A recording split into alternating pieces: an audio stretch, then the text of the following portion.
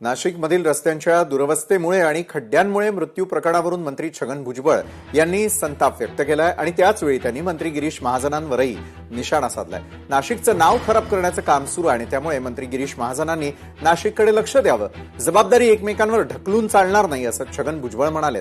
त्यावरून आता मंत्री गिरीश महाजनांनीही प्रत्युत्तर दिलंय। यापूर्वी एवढ्या मोठ्या प्रमाणात कामं झालेली होती का असा खोचक टोला महाजनांनी लगावलाय। आपले मंत्री गिरीश महाजन त्याने सुद्धा लक्ष दिलं पाहिजे ना। कुंभमेळा आमच्या नाशिकमध्ये व्हायला पाहिजे, पण तो आमच्या मुळावर येता कामा नये। आमची माणसं जे आहे मरता कामा नयेत, याच्याकडे काय कोणी लक्षच देत नाहीये। बरोबर आहे, जबाबदारी माझीच आहे, मी कुंभमेळा मंत्री आहे। आणि आपण एक बघितलं असेल की एवढ्या मोठ्या प्रमाणामध्ये कामं नाशिकमध्ये काही झाली होती का? बीडमधील रस्ते कामावरून पंकजा मुंडेंनी त्यांचे बंधू धनंजय मुंडे यांना सुनावलेलं आहे। धनुभाऊ, बीडवरून येताना माझं डोकं दुखू लागलं अशा शब्दात पंकजा मुंडेंनी एक प्रकारे आपली नाराजी बोलून दाखवली आहे।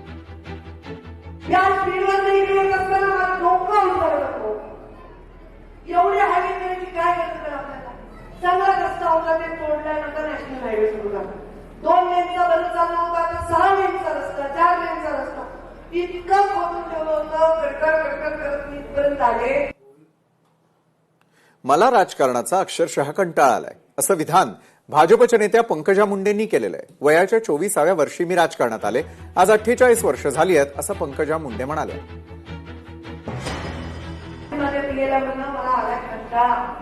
वयाच्या 24व्या वर्षीपासून आता मी 47 पूर्ण झाले, 48 वर लागलो, म्हणजे 24 वर्ष याच रस्त्यावर जवळपास 20 माणसं, ते सगळं कसं बदलायचं मला तर कंटाळा आलाय।